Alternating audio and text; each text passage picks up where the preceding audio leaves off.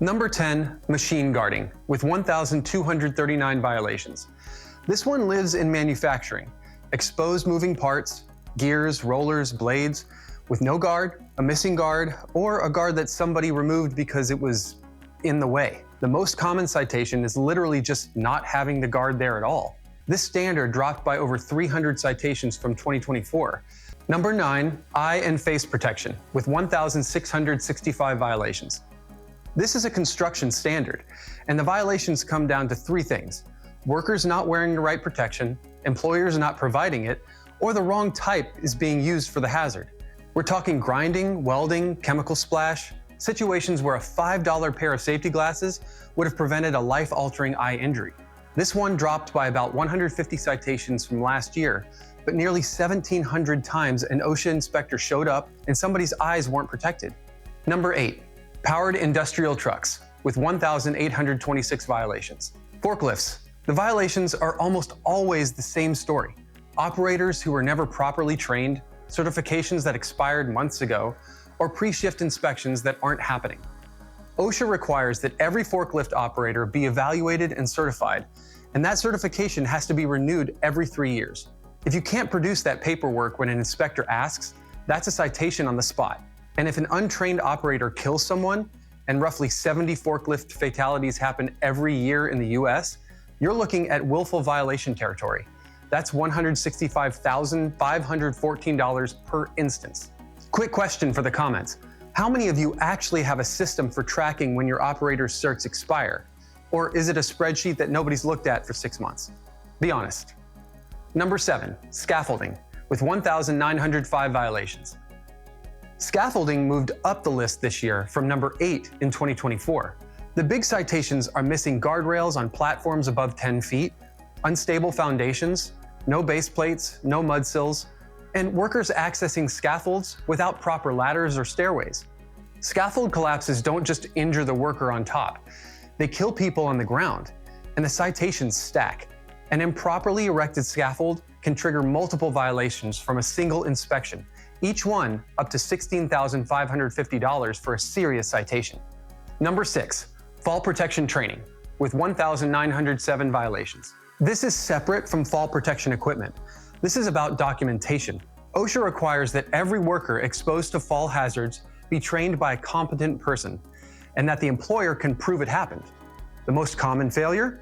Companies that do train their people, but can't produce the records. No signed training log, no certificate, no proof, no defense. An inspector doesn't care that you definitely did the training last spring. If it's not documented, it didn't happen. Oh, by the way, we've linked 3 free guides in the description below that cover OSHA injury record keeping, the 6 steps to identify workplace hazards, and a side-by-side comparison of what OSHA compliance actually costs with and without proper EHS software. If any of this list is hitting close to home, those are worth bookmarking. Number 5, respiratory protection, with 1,953 violations. This one's bigger than most people think. OSHA requires a full written respiratory protection program, not just handing someone a mask. That means medical evaluations before a worker is cleared to wear a respirator, annual fit testing, and training on use and limitations. Companies get cited for skipping the medical eval, using the wrong respirator for the exposure, or just not having any written program at all. In industries dealing with silica dust, welding fumes, or chemical vapors, this isn't a paperwork violation. It's a slow-motion health crisis. Respiratory illnesses accounted for over 125,000 reportable cases in 2023 alone. Number 4, Lockout, Tagout, with 2,177 violations. Control of hazardous energy. This moved up to number 4 this year, and the injuries here are among the worst OSHA sees: amputations, crush injuries, electrocutions, deaths. The standard requires machine-specific energy control procedures, training, and periodic inspections. The most common violation is not having those machine-specific procedures written at all, just a generic one-size-fits-all lockout program that doesn't actually tell a worker how to isolate a specific piece of equipment. In 2023, hazardous energy failures caused 190 workplace deaths, 142 of them from electrical exposure. This isn't a fine, it's a funeral. Number 3, ladders, with 2,405 violations. The most common citation? a ladder that doesn't extend at least 3 feet above the landing surface. That's the rule. And it gets violated constantly because people grab whatever ladder is closest instead of the right one. Other big ones: damaged ladders still in use, improper placement angles, and workers carrying loads that make them unstable. Portable ladders were the primary source of 109 fatal work injuries in 2023, 109 people dead from ladder falls. This is one of the most preventable causes of death in construction and one of the most ignored. If you're still watching, let us know in the comments, what's the most common shortcut you see people take on your job site? Ladders, harnesses, something else? Number 2, hazard communication, with 2,546 violations. HazComm has been the number 2 most cited standard for 4 years running now. Companies get hit for 3 things: no written hazard communication program, safety data sheets that aren't accessible to employees, or containers that aren't properly labeled.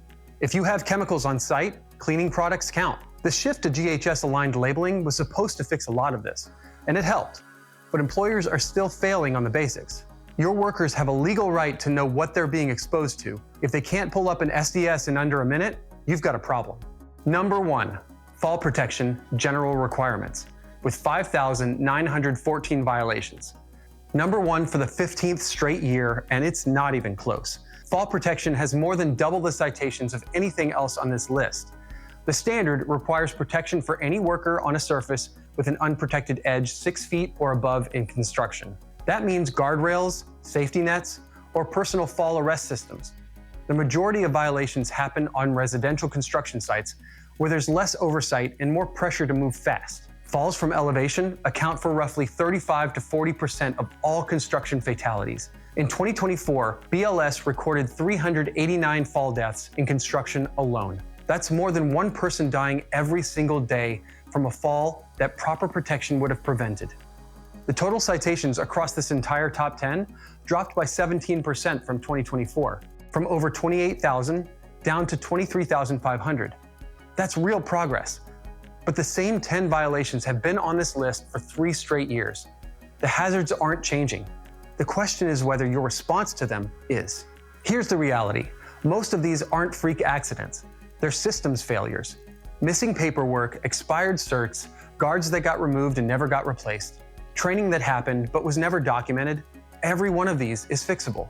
At EcoOnline, this is what we build for: training certifications, chemical safety data sheets, digital inspections, permits to work, and gives you real-time dashboards across every site, so you see the problem before OSHA does, and definitely before someone gets hurt.